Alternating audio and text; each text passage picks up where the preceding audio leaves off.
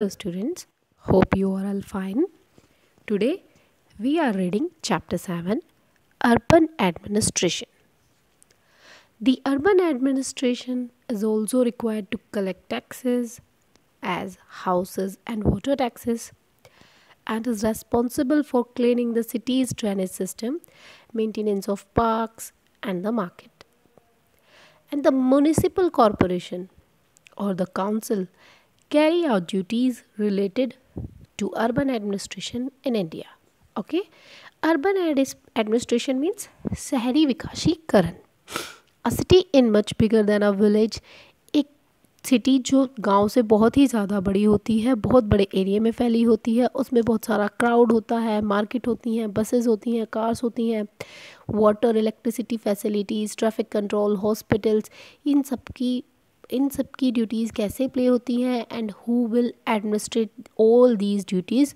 Now we read out in this chapter. One lazy Sunday afternoon, Mala and her friend Shankar, Jahangir, Rehana playing game, a cricket in the street. Okay, Shankar ने एक ball किया उसको और वो ball उसके पास में ही, जैसे वो रेहाना को आउट करना चाहता था, वो रेहाना बैटिंग कर रही थी और बहुत ही ज़्यादा फ्रस्ट्रेट थी. जो पहली बॉल आई उसने उसको हिट किया और इजीली कैच हो गई. रेहाना ने फिर से बॉल को हिट किया हार्डली और वो हाई स्ट्रीट लाइट उससे ब्रोक हो गई. स्टूडेंट्स, स्ट्रीट लाइट ब्रोक हो गई. रेहाना चिल्लाई, oh no, look what I have done. देखो अब मैंने ये क्या किया. शंकर ने बोला, यस, हम तो भूल ही गए कि ये रूल जो भी कोई ये रूल तोड़ेगा स्ट्रीट लाइट का, वो ऑटोमेटिकली आउट हो जाएगा. But Mala, Jahangir, Rehana were more worried. तीनों के तीनों जो चिल्ड्रन थे वो बहुत ही ज़्यादा वरीड हो गए कि ये क्या हुआ. उन्होंने शंकर से बोला, he had better stop thinking about the wicket. हमें विकेट छोड़कर और कुछ ज़्यादा सोचना चाहिए कि who change the street light now, कि स्ट्रीट लाइट को कौन चेंज करेगा. लास्ट वीक उन्होंने निर्मला मौसी का उनकी विंडो तोड़ी थी, तो उन्होंने अपनी पॉकेट मनी स्पेंड करके उस विंडो को रिप्लेस करा दिया था, मीन्स उस विंडो के ग्लास को. और अब हम कहाँ से दोबारा पॉकेट मनी कलेक्ट करके किसको देंगे और कैसे स्ट्रीट लाइट को चेंज कराएंगे और कैसे करेंगे हम ये सब. रेहाना अपने घर जाती है पास में ही और अपनी मदर को सब कुछ बताती है. रेहाना की मदर बोलती हैं, I don't really know these things in great detail, but I do know that is the municipal corporation of the city. मुझे इसके बारे में ज़्यादा तो नहीं पता है, लेकिन इतना पता है कि स्ट्रीट लाइट्स की जो देख रेख है वो कौन करता है, municipal corporation. Municipal corporation means नगर निगम, कि नगर निगम करता है इन कामों को. तो जो बेस्ट पर्सन है वो है यास्मीन खाला, क्योंकि वो अभी म्यूनिसिपल कॉरपोरेशन से रिटायर हुई हैं. आप जाइए और उनसे पूछ के आइए. रेहाना दौड़कर वापस बहुत जल्दी करके उनके पास जाती है. यास्मीन खाला वो वहीं उन्हीं की स्ट्रीट पर ही रहती हैं और रेहाना की मदर की बहुत ही अच्छी फ्रेंड है. बच्चे यास्मीन खाला के पास जाते हैं और जैसे ही वो डोर ओपन करते हैं वो उन्हें बताते हैं कि क्या क्या हुआ. When they asked about the street light, Yasmin खाला laughed and said, वो बहुत ही हंसती हैं और बोलती हैं कि ये किसी एक पर्सन का काम नहीं है कि आप उन्हें जाके पैसे दे दो और स्ट्रीट लाइट चेंज हो जाए. There is a big organisation called the municipal corporation. ये एक बहुत बड़ी ऑर्गेनाइजेशन है जिसका नाम है म्यूनिसिपल कॉरपोरेशन. ओके, और जिसे हम नगर निगम कहते हैं. और वो कैसे वर्क करता है, जिसका क्या काम होता है म्यूनिसिपल कॉरपोरेशन का, वो हमारी स्ट्रीट लाइट्स की केयर करते हैं. हमारा गार्बेज कलेक्शन कहाँ होता है, कहाँ पर डंपिंग ग्राउंड बनाया जाता है गार्बेज कलेक्शन का, वाटर सप्लाई, जो टैंक वाटर आप लोग पीते हैं, keeping the streets and market clean, ये सब देख रेख कौन करता है, म्यूनिसिपल कॉरपोरेशन. उन्होंने बोला कि हाँ, मैंने सुना है म्यूनिसिपल कॉरपोरेशन के बारे में, और वो साइन बोर्ड भी लगाते रहते हैं ना लोगों को मलेरिया वगैरह के अवेयरनेस के लिए. माला ने ऐसा बोला. Yes you are right. हाँ बिल्कुल आप सही कह रहे हो, ये सब म्यूनिसिपल कॉरपोरेशन की ही रिस्पॉन्सिबिलिटी होती है कि और जिससे कि सिटी में कोई डिसीज़ स्प्रेड ना हो, कोई बीमारी ना फैले. और म्यूनिसिपल कॉरपोरेशन के और भी बहुत सारे वर्क हैं. वो स्कूल्स चलाते हैं, गवर्नमेंट स्कूल्स, हॉस्पिटल्स और डिस्पेंसरीज, ये सब भी कौन देखता है, municipal corporation.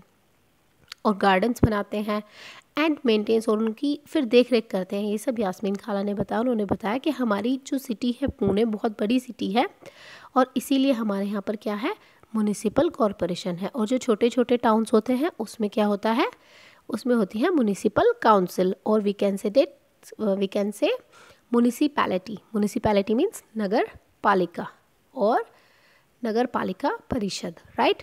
The ward councillor and administrative staff.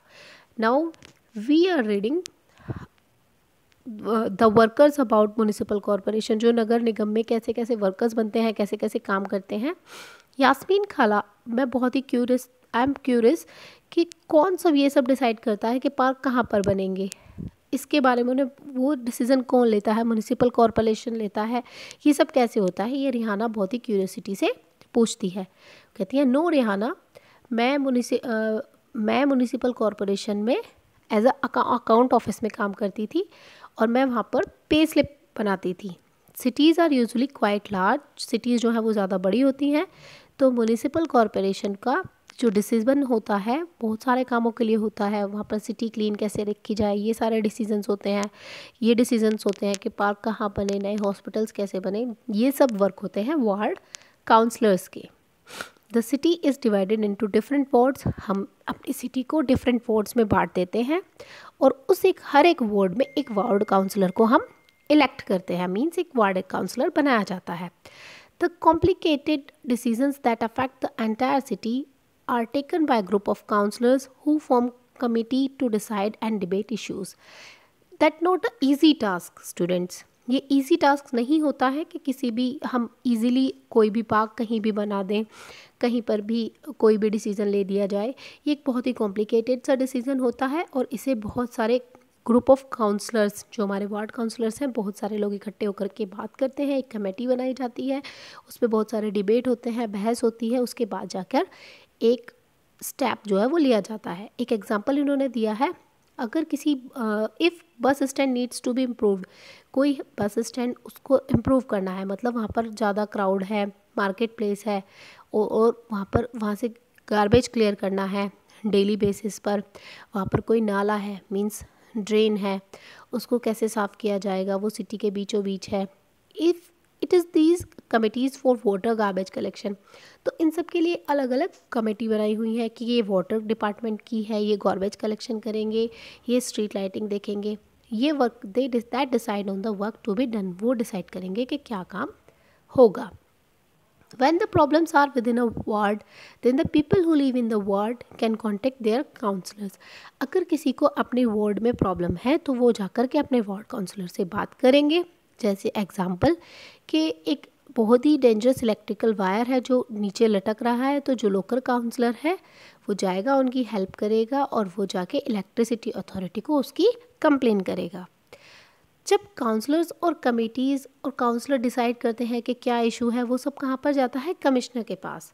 Administrative staff implement these, ये सब काम कहाँ पर होते हैं, एडमिनिस्ट्रेटिव स्टाफ में होते हैं।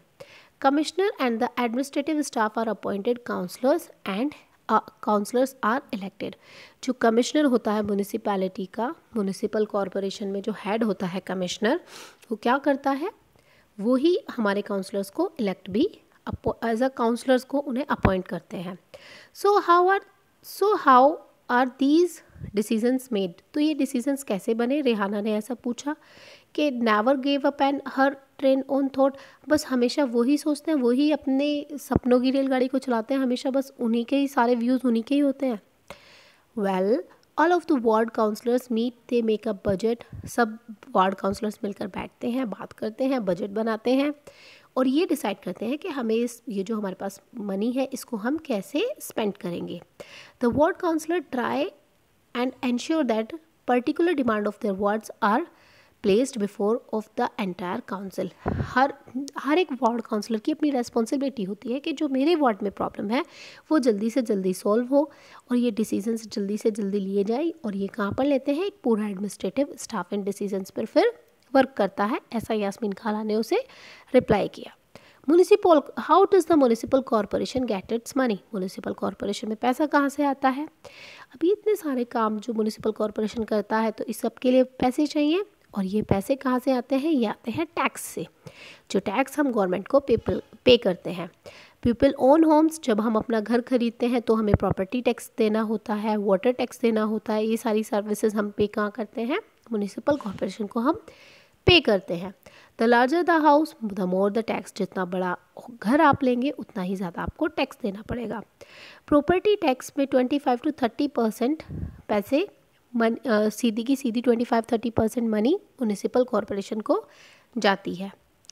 और भी बहुत सारे टैक्सेस हैं, जैसे एजुकेशन और अदर एमिनिटीज़ टैक्स हैं, वो भी सब वहीं जाते हैं। If you own a hotel, अगर आपने कोई होटल या शॉप लिया है तो भी आपको टैक्स देना होता है। Also the next time you go to see movie, अगर आप मूवी देखने जाएँ तो आप टिकट पे भी देखना तो भी आपको एक टैक्स देना होता है। Thus, while rich people account for property tax, a much wider population pays more general taxes. और जो रिच पीपल होते हैं उनके अकाउंट ज़्यादातर प्रॉपर्टी टैक्सेस से भरे हुए होते हैं, उन्हें बहुत से ज़्यादा प्रॉपर्टी टैक्स देने होते हैं, जिससे कि जो जनरल टैक्स है उनके साथ साथ वो भी उन्हें पे करने होते हैं। दैट द चिल्ड्रन आस्क्ड, जो बच्चों ने उनसे पूछा, enjoying the question that the children, जो यास्मीन खाला से बच्चे सवाल पूछे तो वो उन्हें एंजॉय कर रही थी। उन्होंने बोला कि ऐसे क्वेश्चंस अडल्ट नहीं पूछते हैं, कभी बड़े लोग नहीं पूछते, आप लोग पूछे तो मुझे अच्छा लग रहा है। अबाउट उनकी जॉब के बारे में जो बच्चे क्वेश्चंस पूछ रहे थे उनसे उन्हें अपॉर्चुनिटी मिल रही थी अपने एक्सपीरियंस को बताने की।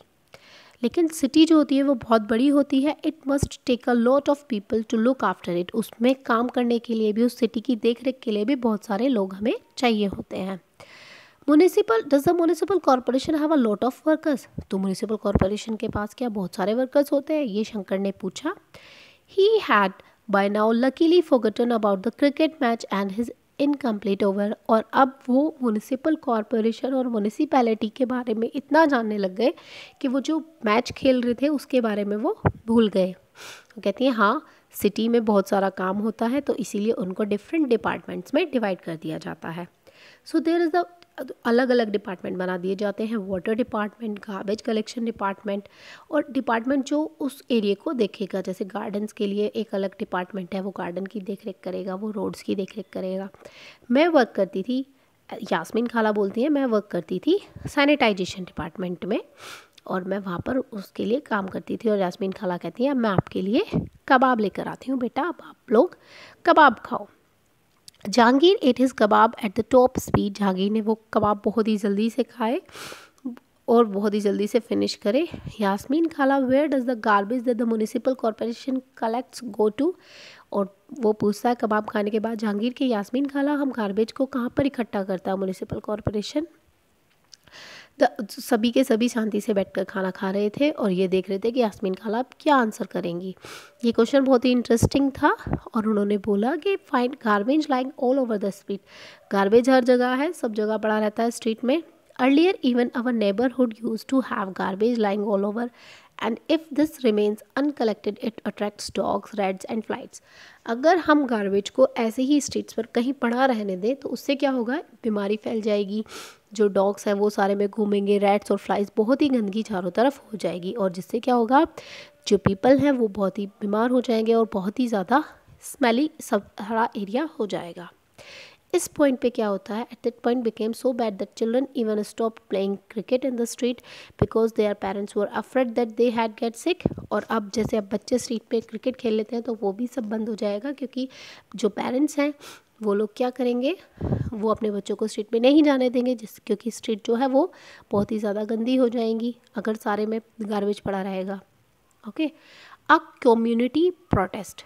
अब हम अगर कोई वर्क नहीं हो रहा है तो उस पर कैसे एक्शन लेंगे, ये हमें इस पैराग्राफ में बताया गया है। यास्मीन खाला बताती है कि एक वुमन थी जो खुश नहीं थी उस सिचुएशन से, और वो एक दिन मेरे पास आई थी and even came to me for advice, कि मुझे कुछ एडवाइस करें। मैंने उनसे बोला था कि आप बोलें और अपनी बात को वहाँ के जो जिस डिपार्टमेंट में आपकी कंप्लेंट है उसके ऑफिसर को आप जाकर कहें। I was not sure how long it would take, ये तो मुझे नहीं पता कि उन्होंने कितना काम करा। उस लेडी का नाम था गंगाबाई, और गंगाबाई अपने वार्ड काउंसलर के पास गई। Who we should go to protest since we are the ones who elected him. उन्होंने बोला गंगाबाई को कि आप जाओ वार्ड काउंसलर के पास जिसको हमने इलेक्ट किया है और वो ही आपकी प्रॉब्लम का सॉल्यूशन करेगा। वो एक छोटा सा ग्रुप लेकर वुमेंस का वहाँ पर गई उसके घर पर और उन्होंने जोर से स्लोगन बोलने स्टार्ट कर दिए उनके घर के सामने और बोला कि ये सब गलत हो रहा है। गंगाबाई ने डिस्क्राइब करा कि क्या सिचुएशन है हमारी लोकेलिटी की। तो वहाँ का जो कमिश्नर था उसने प्रॉमिस करा नेक्स्ट डे कि आप यहाँ से जाइए, मैं आपकी ये जो प्रॉब्लम है इसको सॉल्व कर दूँगा। He ask Gangabai to get a petition sign by all the adults. उन्होंने बोला कि जो आप पिटिशन साइन करा के लाइए सभी बड़े लोगों से, जितने भी आपके लोकल में लोग रहते हैं, जो बड़े लोग हैं उनके साइन करा के एक पिटिशन फाइल कीजिए यहाँ पर। और जिससे क्या होगा कि locality saying that garbage was not being collected, कि गार्बेज जो है आपकी लोकेलिटी का वो कलेक्ट नहीं हो रहा है, इसके लिए आप एक पूरी एप्लीकेशन पे सब लोगों के सिग्नेचर करा के लाइए। He suggested that the local sanitization engineer with them next day might be a good idea. तो फिर आपके पास लोकल सैनिटाइजेशन का जो इंजीनियर है वो आएगा और आपको एक अच्छा आइडिया देगा। सैनिटाइजेशन इंजीनियर ने कमिश्नर को बताया कि कितनी बुरी कंडीशन है वहाँ पर और के शाम को बच्चे भी अपने घर से नहीं निकल पा रहे हैं, वो खेल भी नहीं पा रहे हैं और फैमिलीज़ को भी बहुत सारी प्रॉब्लम हो रही है और उन्होंने ये पिटिशन साइन करके दे दिया है। देन अगले दिन जो लार्ज ग्रुप है वुमेंस का वार्ड काउंसलर के घर और sanitisation engineer and when the sanitisation engineer के पास गए और वो सब म्यूनिसिपल कॉरपोरेशन ऑफिस में जा पहुँचे। जो कमिश्नर था वो सभी ग्रुप से मिला और उन्होंने वहाँ पर उन सारी बातों पे इन्होंने पूछा कि अब हम कैसे करेंगे, क्यों हमारा गार्बेज कलेक्शन का ट्रक वहाँ उनकी लोकेलिटी में नहीं जा रहा है और ऐसा क्यों हुआ। बट गंगाबाई स्मार्टली रिप्लाइड, और गंगाबाई ने बहुत ही अच्छे से जवाब दिया, but you seem to have enough trucks to collect garbage from the rich localities, कि आपके पास अब तो ट्रक नहीं है हमारी लोकेलिटी से गार्बेज कलेक्ट करने के लिए, लेकिन आपके पास जो रिच लोकेलिटी हैं, जो अच्छी कॉलोनीज़ हैं, उसमें उसके लिए आपके पास ट्रक हैं कलेक्ट करने के लिए। That must have left him lost for words quipped Jahangir ने बोला, अरे वाह, उन्होंने ऐसे बोल दिया सबके सामने। उन्होंने बोला हाँ, गंगाबाई ने बिल्कुल ऐसे ही थ्रेटन किया। उन्होंने बोला कि अगर कुछ स्टेप नहीं लिए गए तो वो और भी ज़्यादा वुमेन को लेकर आएंगी और प्रोटेस्ट करेंगी पूरे म्यूनिसिपल कॉरपोरेशन के सामने। So did the street gets clean. तो रेहाना ने पूछा क्या स्ट्रीट उनकी क्लीन हुई या फिर आज भी ऐसी की ऐसी ही है। Well, not within 2 days, then after another long, more noisy protest, the sanitation service in the locality became more regular. और 2 दिन लगे और 2 दिन के बाद में जो सैनिटाइजेशन का काम था, जो क्लीनलीनेस थी, वो गार्बेज कलेक्शन का, वो सब प्रॉपरली होने लगा। लेकिन कब हुआ? जब गंगाबाई ने प्रोटेस्ट किया। Wow, this sounds happy like a Bollywood film with a happy ending. बच्चों ने बोला कि अरे वाह, ये तो बहुत अच्छा हुआ, ये तो ऐसे हुआ जैसे कोई मूवी की अच्छी एंडिंग हो गई हो। Why has changed since खाला retired? क्या चेंजेस आए जब से खाला रिटायर्ड हुई? What Yasmin Khala did not mention the children was that in the recent time, in order to save money, the commissioners of several municipalities across the country had hired private contractors to collect and process garbage. Yasmin खाला ने बताया, उन्होंने mention किया नहीं किया बच्चों को कि जो अब पैसों का कलेक्शन है कमिश्नर जो कराते हैं वो अब प्राइवेट कॉन्ट्रैक्टर्स को उन्होंने दे दिया है।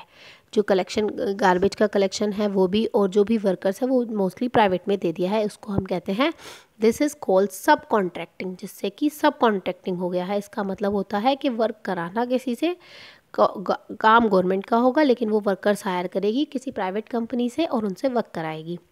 ये कॉन्ट्रैक्ट वर्कर्स जो होते हैं इनको कम पैसे दिया जाता है और इनकी जॉब भी टेम्प्रेरी होती है। और जो कलेक्शन गार्बेज का काम है ये बहुत ही डेंजरस है और इसमें किसी को कोई चोट भी पहुंच सकती है।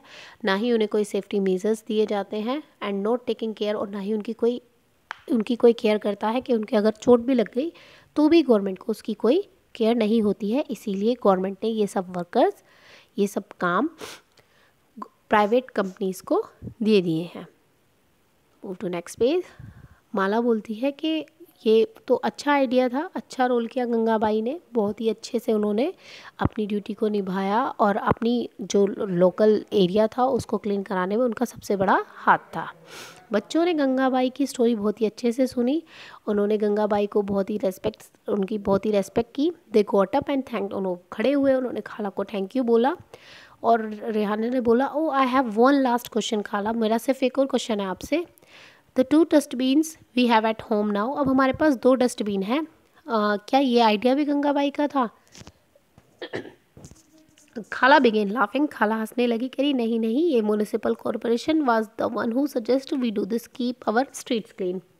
ये आइडिया म्यूनिसिपल कॉरपोरेशन का था जिससे हम अपनी स्ट्रीट्स को साफ रख कर सके। और ये गार्बेज, जिससे कि जो गार्बेज कलेक्शन का जो वर्कर्स हैं उनका वर्कलोड भी कम हो जाए। बच्चों ने खाला को थैंक यू बोला और अपने घर वापस चले गए। और उन्हें जाते हुए बहुत रात हो गई थी क्योंकि उनके बहुत सारे क्वेश्चंस थे और खाला ने उन्हें खाना भी खिलाया था।